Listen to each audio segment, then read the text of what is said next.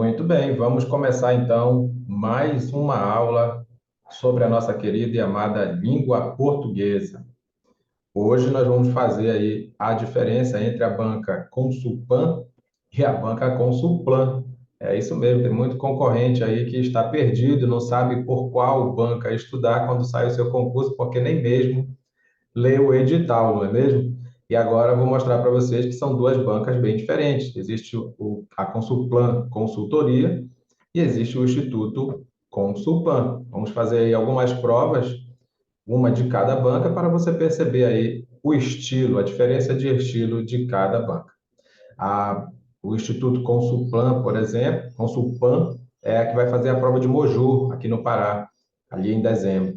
O Consulplan, por exemplo, foi a que fez a prova do Ministério Público aqui do Pará também, recentemente, dos quais temos alunos do nosso querido curso 100% Conexão aprovados e daqui a pouco nomeados para ser mais um servidor público do Ministério Público. Então, já te adianta aí, já se inscreve no nosso canal, é só procurar lá na barra do YouTube, Professor Edi Carlos Lisboa, se inscreve, curte os vídeos e divulga para que mais e mais pessoas possam compartilhar também dessas informações.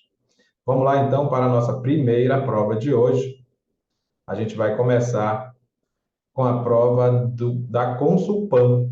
Essa banca aqui é a banca que vai fazer o concurso de Moju, aqui no Pará, no município de Moju. É o Consulpan Instituto. Vamos ver aqui uma prova de nível fundamental para a gente começar? Vamos lá então.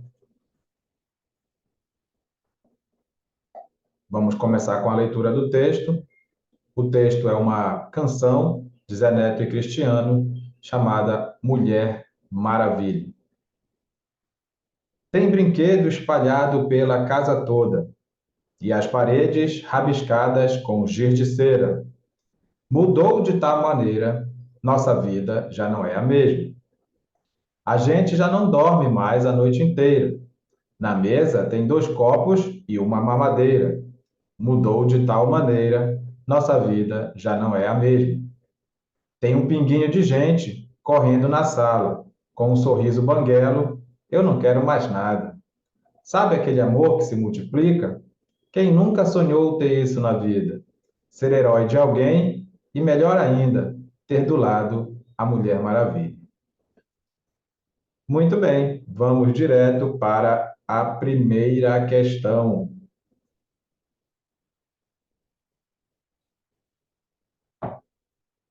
O texto traz como conteúdo principal. Qual é a principal mensagem desse nosso texto? Qual é o conteúdo principal dessa canção que nós acabamos de ler? O conteúdo principal, então, é um cachorrinho que vive correndo pela casa. Que é isso? Cadê a sua sensibilidade? Você não entendeu o texto?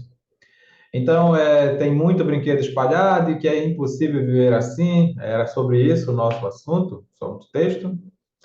O problema de não dormir direito à noite, é esse o problema? É esse o destaque do nosso texto? Ou é a alegria de ter um filho que ainda é bem pequeno? Questão sem a menor dificuldade, você já marca aí a letra D, mas como nós estamos estudando, nós temos que perceber que tem uma frase errada bem aqui, ó. Tem aqui o problema de não dormir direito à noite. Quando é que a gente não dorme direito? À noite. Você sabia que à noite é uma circunstância feminina? À noite é uma circunstância feminina, começada com A e que combina com a próxima palavra. Então, pessoal, nós temos duas condições de crase. Sabe aquele acento grave, o acento contrário do acento agudo? O sinal de o acento grave é o acento indicador de crase e ele acontece em duas situações bem específicas. Primeiro, quando é a regra de crase, quando você tem uma pergunta com A e a resposta tem um outro A que combine lá com a próxima palavra. Essa é a regra de crase. Mas existe também a convenção. Convencionou-se, é conveniente colocar crase nas circunstâncias femininas, começadas com A e que combinam com A ou com as e que combine com a próxima palavra. Então, aqui é uma circunstância feminina, porque você percebe aqui que é uma circunstância de tempo. O problema de não dormir direito quando? À noite. À noite, então, é uma circunstância, é feminina, porque a palavra noite é um substantivo feminino, e o a está combinando com a palavra noite, porque é singular com singular. Então, por favor, anote aí no âmago do seu cérebro que tem que ter uma crase bem aqui no a da expressão à noite. Qual é a explicação para essa crase? Não é a regra de crase, não. A regra de crase é quando você tem pergunta com a. E aqui não teve pergunta com a, na verdade, teve uma pergunta de circunstância. Quando é que não dorme bem à noite? Quando? Quando? Aí essa pergunta quando te lembra que é uma circunstância de tempo, verifica que é uma circunstância feminina, verifica que o a está combinando com a palavra noite, e aí você coloca o acento grave, indicador de crase. Beleza? É assim que a gente faz aqui nas nossas aulas. A gente não fica só respondendo as questões e pronto. Primeira letra A, segunda letra B, terceira letra C, quarta letra D. Não, a gente vai sugar tudo que a gente puder, porque quem estuda nunca perde seu tempo. Quanto mais informação, melhor, não é mesmo? Então agora você já sabe aí, poderia ser uma questão do seu próximo concurso. Agora você já sabe que tem que ter crase aqui, porque nesse caso é uma circunstância feminina. Beleza? Mas a questão queria saber só mesmo qual era o conteúdo principal do nosso texto, e aí você já sabe que o texto falava sobre a alegria de ter um filho e que esse filho ainda é bem pequeno. Vamos então para a questão 2. A palavra pinguinho foi empregada no texto no sentido de quê? Lembra que falou pinguinho? Você tem um pinguinho de gente aqui em casa. Ó, tá aqui, ó. Tem um pinguinho de gente correndo na sala, com um sorriso banguelo. Eu não quero mais nada. Tem um pinguinho de gente? O que será que ele quis dizer com isso? Tem um pinguinho de gente, ele estava se referindo ao tamanho da criança. Estava se referindo ao tamanho da criança, e aí que você percebe que o filho ainda é bem pequeno. Então, então você já sabe de que se trata de uma criança pequena, quando ele falou pinguinho de gente. Beleza? Aí, pessoal, eu sei que você está questionando aí que esse se está iniciando a frase, né? Mas, na verdade, aqui a gente não vai também falar mal da banca agora, porque tem o de aqui, né? Tem o de aqui, você percebe que a alternativa está continuando a alternativa. A alternativa está continuando o comando. A palavra pinguinho foi empregada no texto no sentido de se referindo ao tamanho da criança. Vai dar para engolir. Só para você saber, não é para colocar pronomezinho. Quem é pronomezinho, professor? Ah, você ainda não decorou? Decore aí todos os pronomes pessoais oblíquos átonos. Todos os pronomes pessoais oblíquos átonos não podem iniciar frase. Os pronomes pessoais, os pronomes, olha o barulho, os pronomes pessoais, nome pessoais oblíquos átonos. Eles são palavras que não podem, pessoal, eles não têm força. Eles são considerados uma sílaba fraca. Eles não têm força para iniciar as frases. Então, esses pronomes, pessoal, coloca aí na tua cabeça, ó. Esses pronomes não iniciam frase.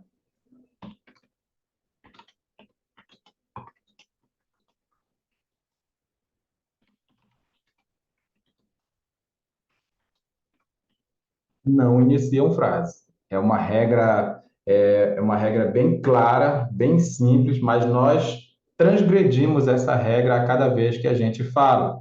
Te amo, me beija, me faz um favor, me liga, se arrepende dos teus pecados, irmão. A gente não pode começar frase com essas palavras quando elas forem pronomes pessoais oblíquos átomos. Como é que eu vou saber que essas palavras são pronomes oblíquos átomos? Quando elas se referem a alguém.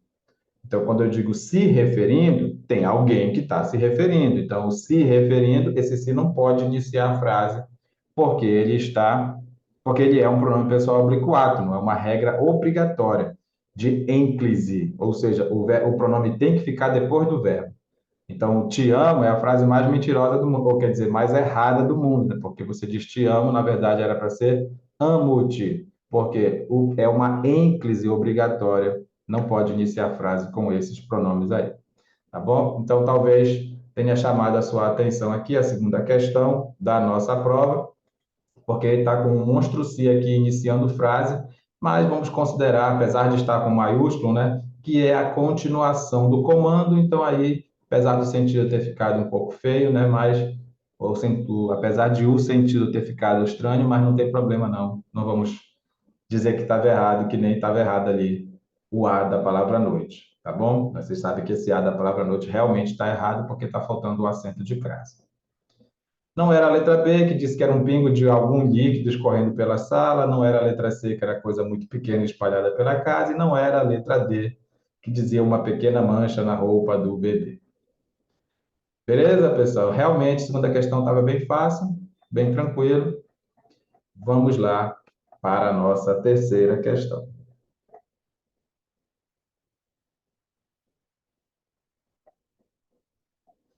A parte do texto que diz, sabe aquele amor que se multiplica, nos traz uma oração. Olha que bacana, pessoal. Apesar de ser bem tranquilo, sei que você já marcou a resposta aí, você não vai errar uma questão dessa, né, no dia da sua prova, mas eu quero que você venha aqui comigo, porque a gente não faz isso, né, pessoal? A gente não sai aí só marcando alternativa e pronto, você tem muita coisa boa para aproveitar. Você sabia que existem vários tipos de frase? O que é uma frase, né, pessoal? O que é uma frase? Frase é qualquer enunciado que tenha sentido completo.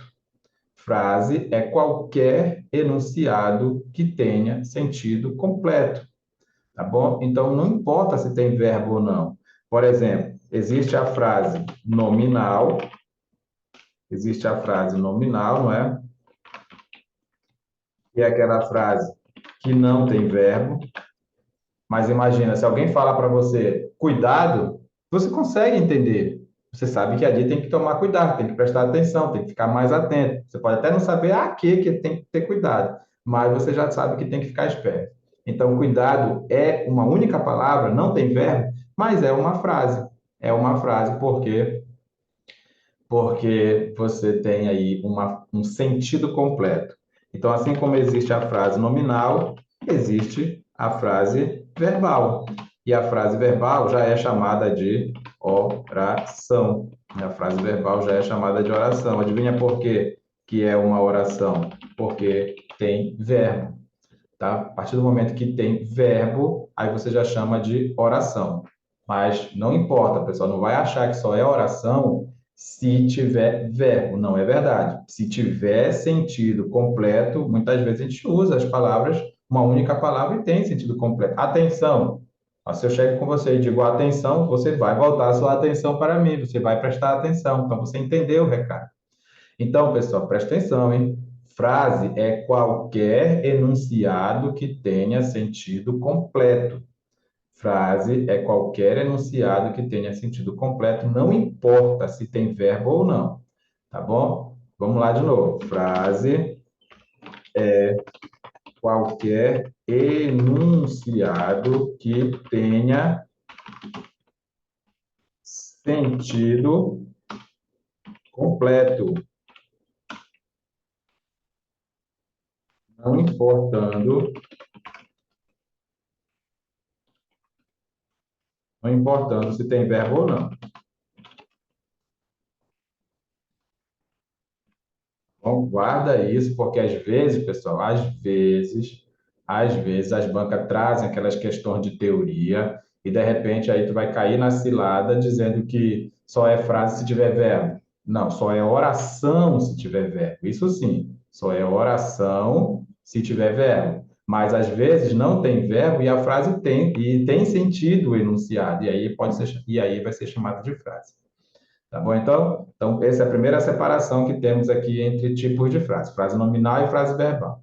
Mas o que eu quero mesmo te falar é sobre os tipos de frase mesmo. Vamos lá, então, para a outra divisão de frases.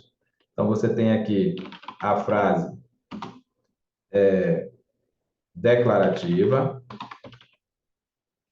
Declarativa. O que é uma frase declarativa?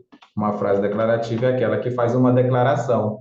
Essa declaração pode ser uma afirmação ou negação. É isso que é frase declarativa, tá bom? Frase declarativa é aquela frase que faz uma afirmação ou uma negação. Não é? Se eu disser aqui, sou professor, é uma frase declarativa, porque eu estou afirmando que eu sou professor. Da mesma forma, se eu disser não sou professor, também é uma frase declarativa. Então, é muito fácil entender o que é frase declarativa. É aquela frase que faz uma afirmação ou uma negação. Beleza, pessoal? Olha lá, hein? Frase declarativa é aquela frase que faz uma afirmação ou uma negação. Combinado?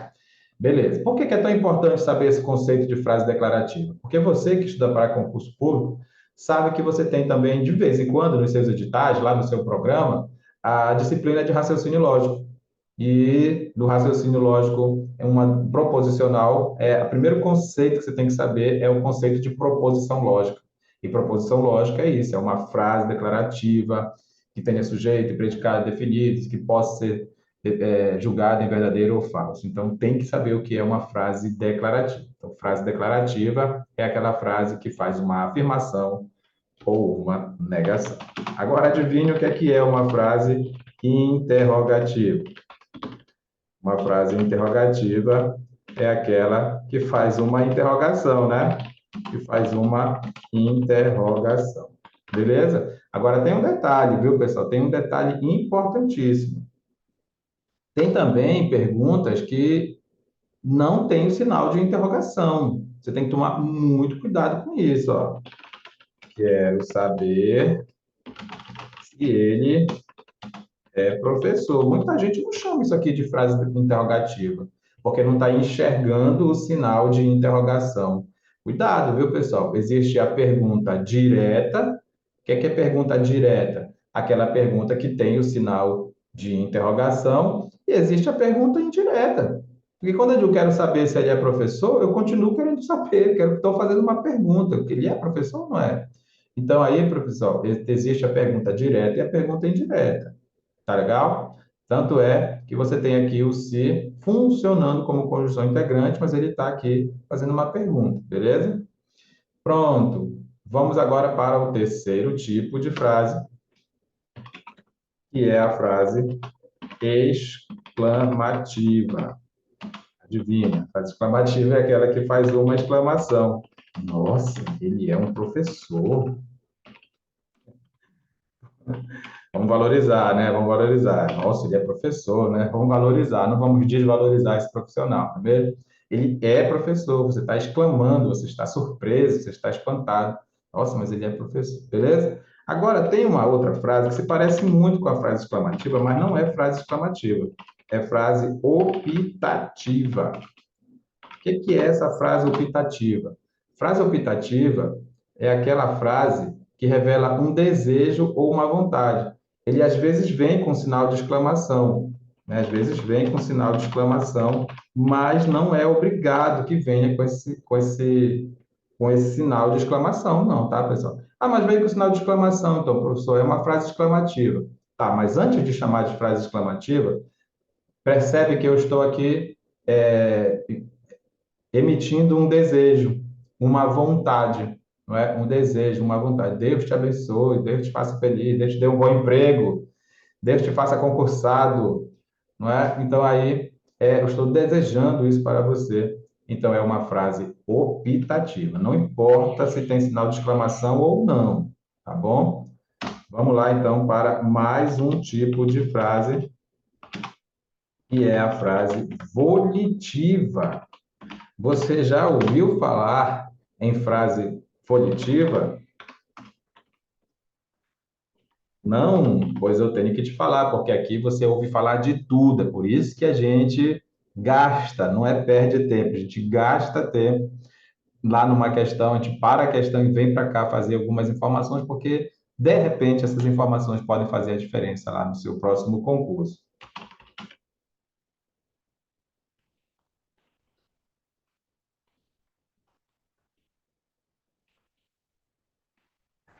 Muito grande já isso aqui, né?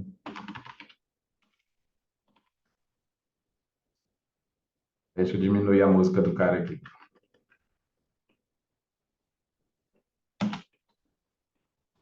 O que é uma frase volitiva? Uma frase volitiva é aquela frase que acredita piamente que algo vai acontecer. Não é mais um desejo, uma vontade. É mais que isso. É uma convicção, tá bom? Uma frase volitiva é uma convicção. Tremulará em todo o porto a velha bandeira da vida. Tremulará é certeza certa que vai acontecer, tá bom? Então, quando você faz uma frase volitiva, não é mais só um desejo, uma vontade, não, é uma concretização de um desejo. Pronto. É isso que é a frase volitiva, é a concretização de uma vontade. Você tem certeza que aquilo vai acontecer, na sua convicção, aquilo vai acontecer. Beleza? Guarda aí esses 5 tipos de frases. Não esquece primeiro que tem a diferença. Primeiro tem a diferença, não é, entre frase nominal e frase verbal. A frase nominal é aquela que, mesmo não tendo verbo, tem um sentido completo. E a frase verbal é aquela que, tendo verbo, tem sentido completo, logicamente, e aí já é chamada de oração. Mas eu quero mesmo que tu guarde esses 5 tipos de frase. Frase declarativa, que é aquela que faz uma afirmação ou uma negação.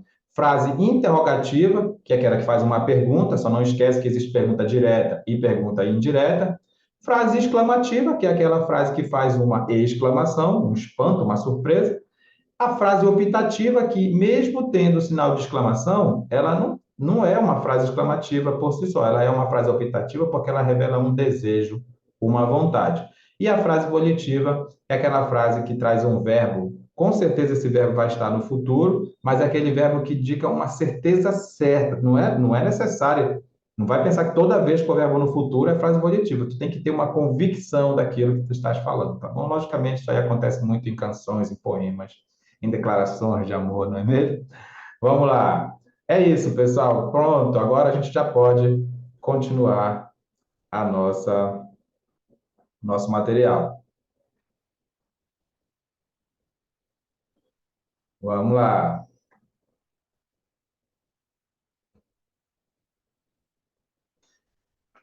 Então é isso. Sabe aquele amor que se multiplica? Você percebeu aqui que é de fato uma pergunta, então a frase, claro que é interrogativa. Professor, mas você não falou de frase conotativa. Ah, pessoal, frase conotativa, na verdade, é palavra conotativa, texto conotativo, expressão conotativa. É toda a expressão, né? É todo o vocábulo, é todo o sintagma, é todo o item lexical que não é literal. Ou seja, são as figuras de linguagem, são as palavras que você está usando numa forma não real, não própria do dicionário mesmo, tá? Não próprio do seu sentido original. E denotativo é isso. Denotativo é o sentido real, é o sentido literal, tá bom? Então, mas então quer dizer mais um tipo de frase? Se for aí tem 500 mil frases, né? Mas é só para saber que tudo que for conotativo se refere às figuras de linguagem, ou seja, a linguagem figurada, não é linguagem real, não é linguagem literal. E denotativo, sim, é a linguagem real, é a linguagem própria do dicionário, é a linguagem literal. Beleza? Pronto, vamos para a quarta questão.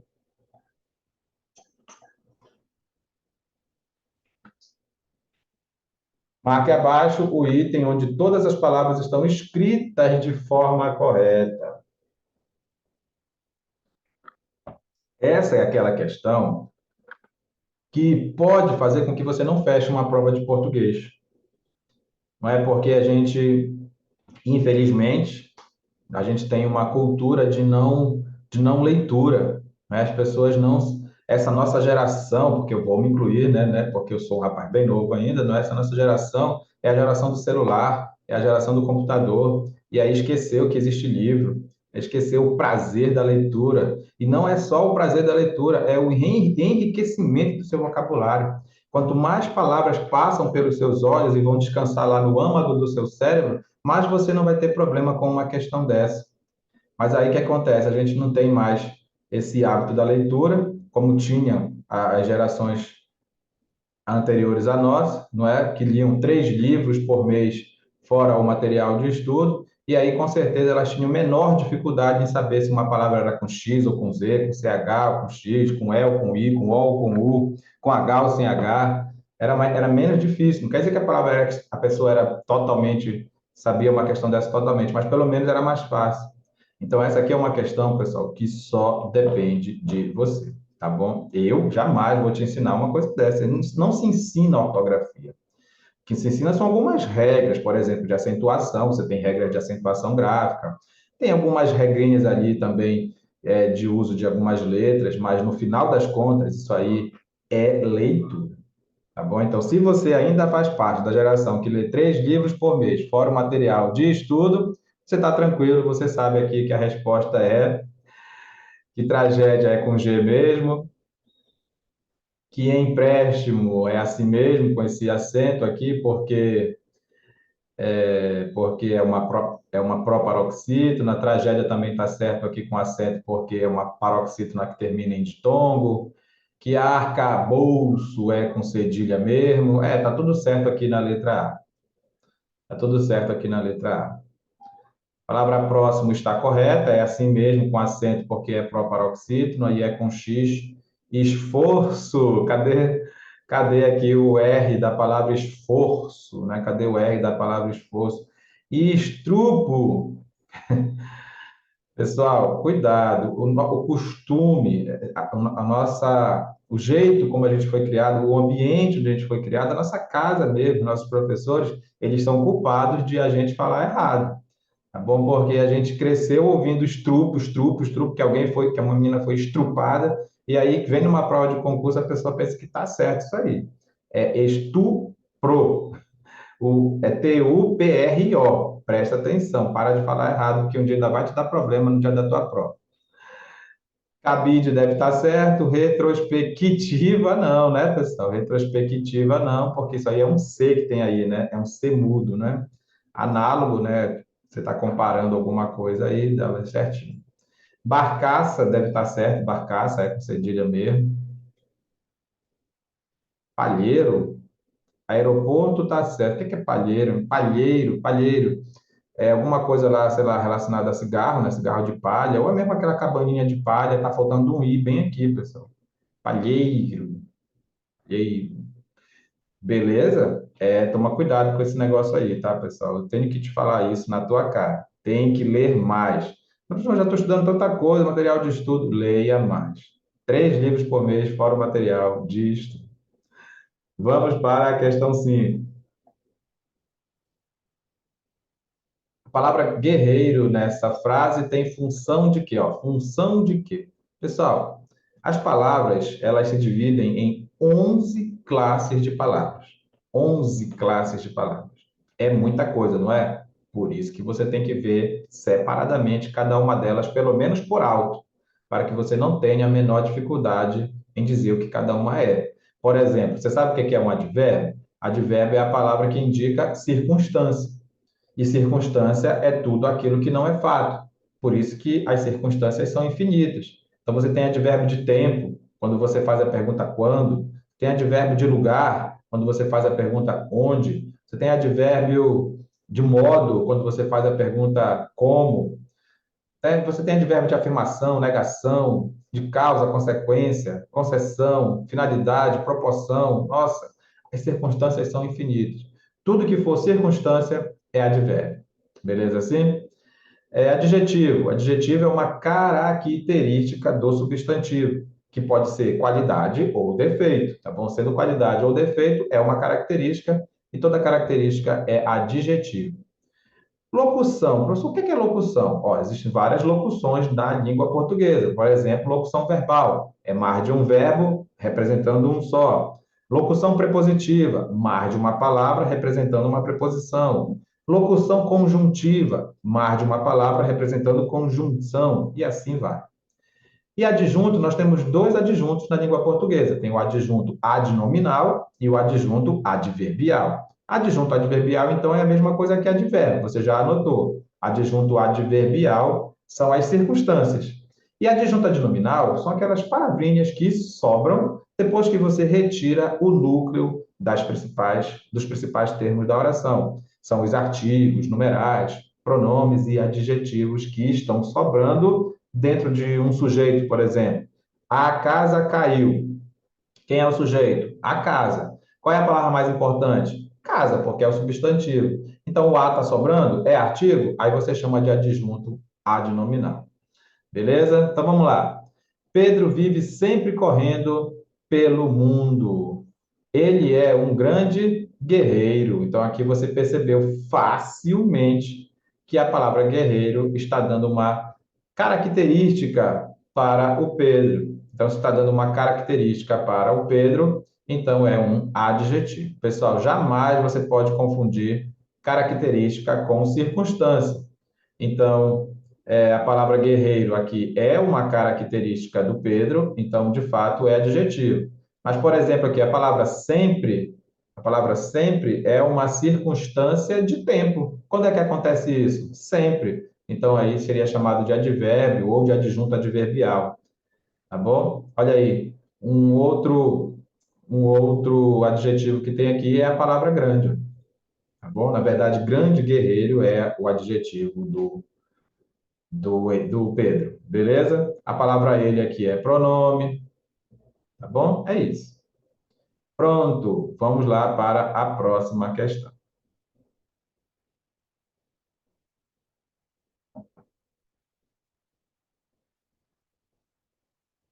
Marque o item abaixo onde a palavra está acentuada de forma incorreta.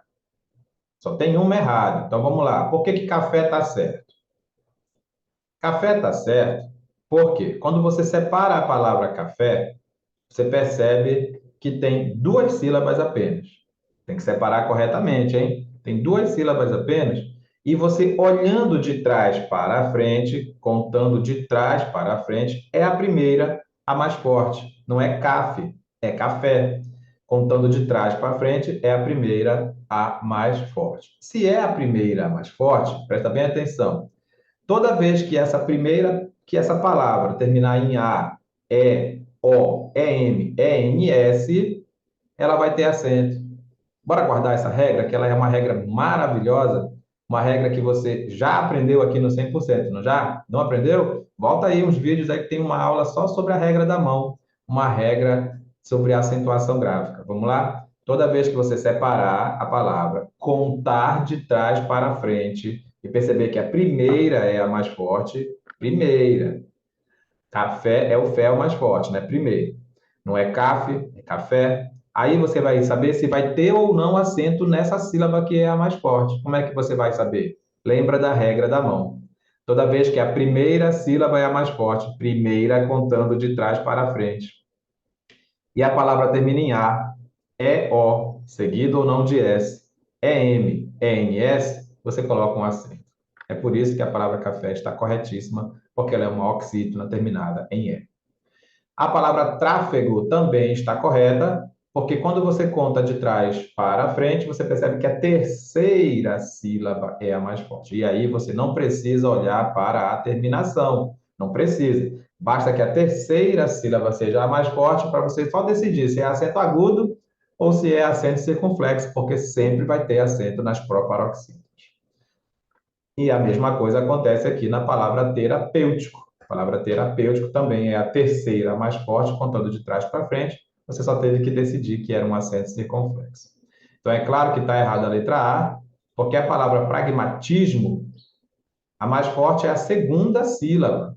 Segunda sílaba, pessoal. Então, se é a segunda sílaba, você também olha para a terminação. Você também olha para a terminação. Quando é a segunda sílaba, contando de trás para frente, você olha para a terminação da palavra. Se ela terminar em A, E, O, seguido ou não de S, EM, ENS, não vai ter acento na segunda sílaba. Tá bom? É por isso que não tem acento no tis. Por que que não tem acento no tis? Porque ela é paroxítona terminada em O. Ou seja, você contou de trás para frente, viu que a segunda era mais forte e olhou para o final da palavra. Terminou em A, E, O, E, M, E, N, S, não vai ter acento na segunda sílaba. E aqui foi bem ruim, porque colocou acento na terceira, né? Não era essa a mais forte. Tranquilo? Vamos para a próxima questão. Marque o item onde só constam palavras derivadas. O que é que são palavras derivadas? Pessoal, é bem simples. É bem simples, não é? É ou não é?